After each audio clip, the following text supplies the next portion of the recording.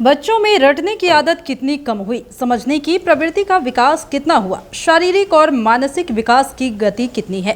इन तमाम चीजों को जानने के लिए अब आंगनबाड़ी केंद्र के बच्चों का भी समग्र प्रगति कार्ड बनाया जाएगा।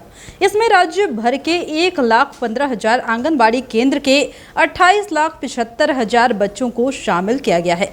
इन सभी बच्चों का प्रगति कार्ड से इनका मूल्यांकन भी किया जाएगा।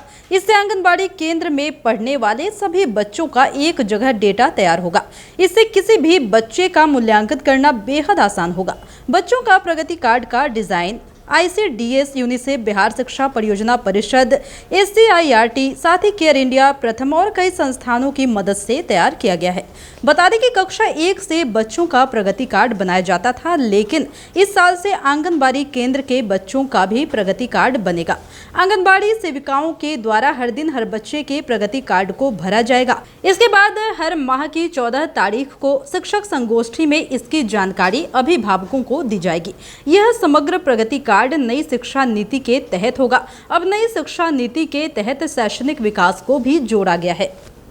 जैसा कि बताते हैं कि दरअसल रुचि का आकलन बच्चों में बचपन से ही हो सकेगा। इसके लिए इस पहल को किया गया है। प्रगति कार्ड तैयार होने से बचपन में ही बच्चों की रुचि का पता चल सकेगा। उसी के अनुसार बच्चा अपना कैरियर बना सकेंगे। अब चाहे खेल हो या सांस्कृतिक गतिविधियां, बच्चों की रुचि को पकड़ना बेहद आसान होगा। इसके अलावा स्कूल के किसी शिक्षक के स्थानांतरण होने या सेवानिवृत्त होने पर नए शिक्षक को बच्चों को समझने में समय नहीं लगेगा। नए शिक्षक प्रगति कार्ड से हर बच्चों को आसानी से जाना जा सकता है। इसके तहत बच्चों की भाषाई कौशल कितनी बेहतर हुई, इसका परीक्षण होगा। गणितीय कौशल में विकास हो रहा है या नहीं, इसका परीक्षण होगा। शारीरिक और सामाजिक विकास की जानकारी भी ली जाएगी। बच्चों की लंबाई, पोषण और अगर मानसिक कमजोरी है तो इसकी जानकारी भी दी जाएगी।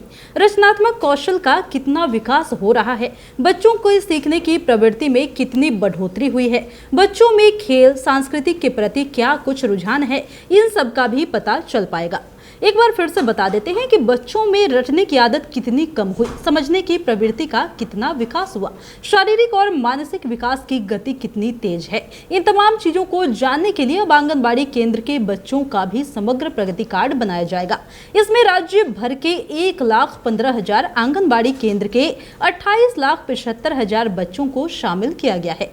इन सभी बच्चों का प्रगति कार्ड से इनका मूल्यांकन किया जाएगा। इससे आंगनबाड़ी केंद्र में पढ़ने वाले सभी बच्चों का एक जगह पर डेटा तैयार होगा। इससे किसी भी बच्चे का मूल्यांकन करना बेहद आसान होगा। बच्चों के प्रगति कार्ड का डिजाइन कई संस्थानों के द्वारा एकजुटता के साथ तैयार किया जाएगा। बता दें कि कक्षा 1 से बच्चों का प्रगति कार्ड बनाया जाता था, लेकिन इस साल से आंगनबाड़ी केंद्र के बच्चों के भी प्रगति कार्ड बनेंगे। आंगनबाड़ी सेविकाओं के द्वारा हर दिन बच्चे के प्रगति कार्ड को भरा भी जाएगा। इसके बाद हर महीने की 14 तारीख को शिक्षक संगोष्ठी में इसकी जानकारी अभिभावकों को दी जाएगी। यह समग्र प्रगति कार्ड इस नई शिक्षा नीति के तहत होगा। अब नई शिक्षा नीति के तहत शैक्षिक विकास को भी जोड़ा गया है। इन बातों की भी इससे जानकारी ली जा सकेगी कि भाषाई कौशल कितना बेहतर हुआ है, गणितीय कौशल में विकास हुआ या नहीं, शारीरिक सामाजिक विकास की जानकारी भी ली जाएगी। बच्चों की लंबाई, पोषण और अगर मानसिक कमजोरी है तो इसकी भी जानकारी ली जाएगी।